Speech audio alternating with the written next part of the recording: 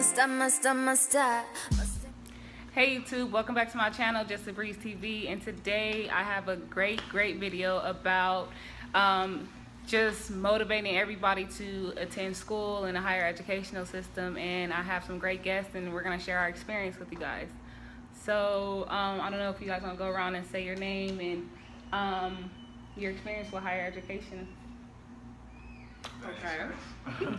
Hi, my name is Brandy Reed, and I'm currently working on my doctorate in OMC, Organizational Management and Consulting, at Phillips Graduate University. I have a bachelor's in sociology and Pan-African studies, and I have a master's in marriage and family therapy. Okay.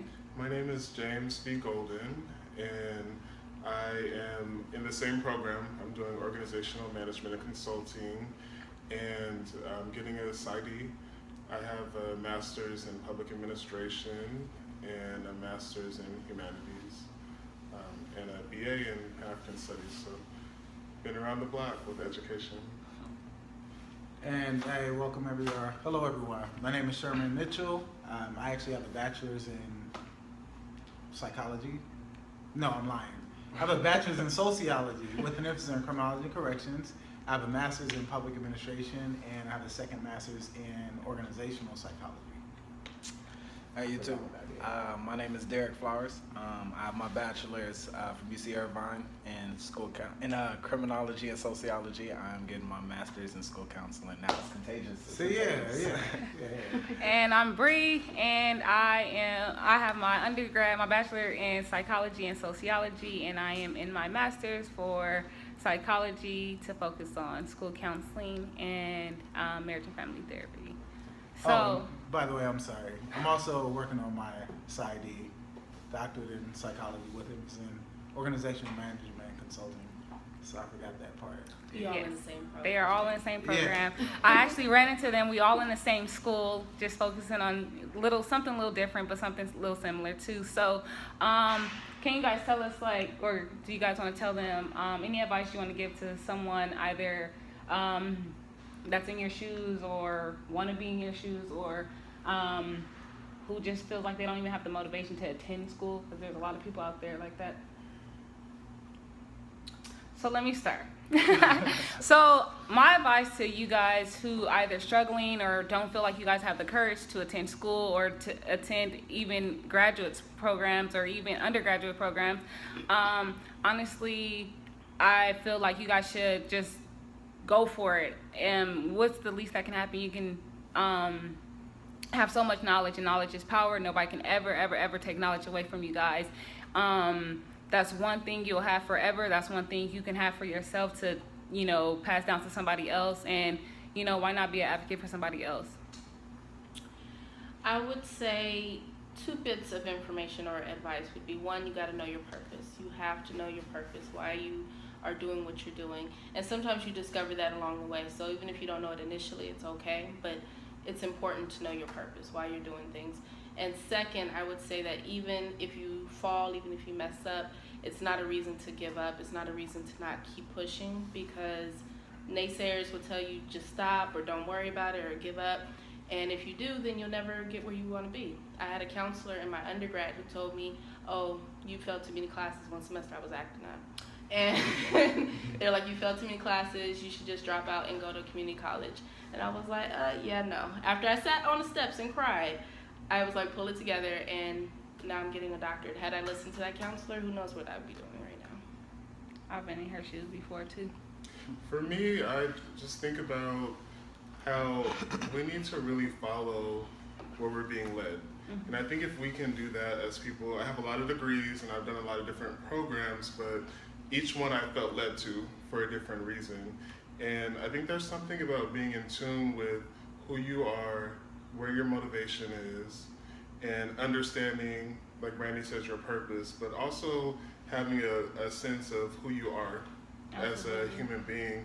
I felt like I owed it to my ancestors to continue to learn as much as I possibly could, to publish, to do as much as I could, because I knew that they weren't given the opportunity to do that. And as a Black man, that's something that I really value. I want to piggyback off what he said. Honestly, I feel like you should dibble dabble in it, different areas to understand what suits you, understand what works for you. So I agree with both of them. You have to know your purpose. You have to find that right path for you, and it's okay to go through something and figure out that's not for you. And maybe you can use it in different aspects, and that's kind of the stage of my life where I'm at. But yeah, just know what you want to do, and do it for yourself. Do not do anything for anybody else. But, yeah. Education is power. It opens up a lot of doors. I grew up in the city of Compton, born and raised in the city of Compton, 12 aunties and uncles, 70 first cousins. We all grew up together. Part of my experience growing up was people were like, hey, look, I had that same experience with the school counselor at Compton High School. I think at the point, I had a 3.2. I called myself a student athlete. I wasn't naturally smart, you know what I mean? But I played sports, so it kind of kept me, involved in school. And she told me that I shouldn't go to college and I should just do trade, go to trade school. And in hindsight, I didn't really know what that message was. Her name was Miss Silverman. Miss Silverman. Yes. The only, and not just to make it about race, but she wasn't, she wasn't a minority in a black school or black and Hispanic school, and so her advice to me didn't really dawn on me what she was doing. And I continue to do it. I graduated at Cal State Northridge with a BA, single father, with the help of my mother. I'm not naturally like a great student, but I worked hard. I also was applying to grad school, and one of my African American professors said he wouldn't write me a letter of recommendation. Wow. Right? And I'm like, wait a minute. I'm speaking at like, the Oviatt Library when we had the earthquake, and I'm like, all these people that's supposed to be supporting me during this process, looking at me and just at face value that I'm not worth it. So I went to someone else. I actually got my master's degree, and I got a second master's degree, and now I'm working on my doctorate. And I will say this, it's for African American students, minority students in general. It's important. It opens up doors, and so whatever you decide to do, don't listen to people like we were talking about, like naysayers. Do it for yourself.